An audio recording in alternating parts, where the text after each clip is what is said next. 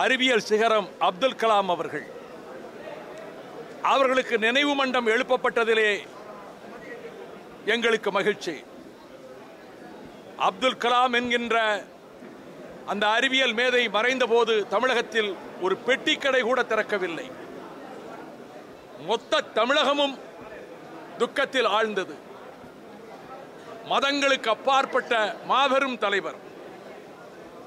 உலக நாடுகளுக்கு சென்ற போதெல்லாம் திருக்குறளின் பெருமையை முழங்கியவர்.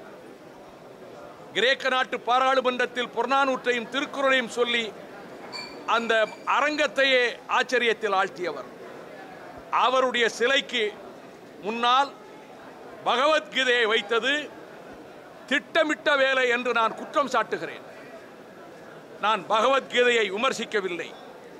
ஏனெனில் பகவத்கீதையை பின்பற்றுகிறவர்கள், நம்புகிறவர்கள் நாட்டில் கோடிக்கணக்கானவர்கள் இருக்கிறார்கள்.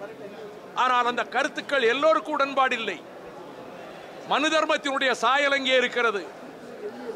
குருட்சேத்திர யுத்தகலத்தில் கண்ணன் காண்டீவனுக்கு ஆயுதத்தை ஏந்து என்று சொல்வதற்காக சொல்லப்பட்ட சூத்திரங்கள் தான் பகவத்கீதை சூத்திரங்கள். ஆனால் மனிதாபிமானத்தையும் மனித குல வாழ்வுக்கான நெறிமுறைகளையும் மதங்களுக்கு அப்பாற்பட்டு காட்டுவது திருக்குறள் மட்டும்தான். இது இந்துத்துவ சக்திகள் எந்தெந்த வழிகளிலேயெல்லாம் இந்தியாவில், அதிலும் தெற்கு சீமையில் தமிழகத்தில் அவர்கள் நுழைய பார்க்கிறார்கள் என்பதற்கு அடையாளம் தான் இந்த பகவத்கீதையை கொண்டு போய் வைத்தது. சுஷ்மா சுவராஜ் சொன்னார், இந்தியாவின் தேசிய நூலாக பகவத்கீதை இருக்க வேண்டும் என்று. அது பாரதிய ஜனதா கட்சியினுடைய தேசிய நூலாக இருக்கட்டும், இந்தியாவின் தேசிய நூலாக இருக்க முடியாது. அப்படி என்றால் இந்தியா என்ற ஒரு ஜனநாயக நாடு ஒன்றாக இருக்காது. இதை நான் கண்டித்தேன். இப்பொழுது நம்முடைய கண்ணியத்துக்குரிய மேதகு அப்துல் கலாம் அவர்களுடைய சகோதரனுடைய பேரன் சலீம் அவர்கள் திருக்குரானையும் புனித விவிலியத்தையும் வைத்திருக்கிறார். எல்லா புத்தகங்களும் பேழையில் இருந்தன, அடுக்கி வைக்க மறந்து விட்டார்கள், இதை அரசியலாக்க வேண்டாம் என்கிறார். நான் அதற்கு எந்த பதிலும் சொல்ல விரும்பவில்லை. பகவத்கீதையைத்தானே அங்கு முன்னிலைப்படுத்தினார்கள். என்ன நோக்கம்? அது மட்டுமல்ல, இப்பொழுது பைபிள் இருக்கிறது, குரான் இருக்கிறது.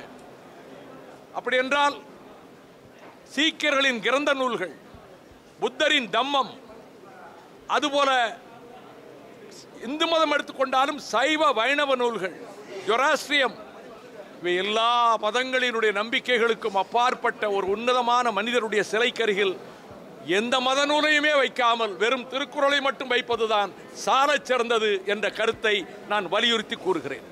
உலகமெங்கும் பரவி இருக்கும் தமிழ் நெஞ்சங்களே, உங்கள் பகுதிகளில் நடக்கும் நிகழ்வுகள், போராட்டங்கள், பிரச்சனைகள், அதிகாரிகளின் அலட்சியத்தால் புறக்கணிக்கப்பட்டுள்ள திட்டங்கள், லஞ்ச புகார்கள் மற்றும் சமூக அவலங்களை இந்த உலகிற்கு வெளிச்சம் போட்டு காட்ட விரும்புகிறீர்களா? உங்கள் செல்போன் மூலமோ அல்லது தங்களிடம் இருக்கும் கேமரா மூலமாகவோ பிரச்சனைகளை வீடியோவாக பதிவு செய்து எங்களுக்கு அனுப்புங்கள். உங்கள் பகுதி பிரச்சனைகளை உலகுக்கு வெளிச்சப்படுத்தி அப்பிரச்சனைகள் நீங்க வழி செய்வதுடன் உங்களுக்குரிய சன்மானத்தையும் வழங்குகிறோம்.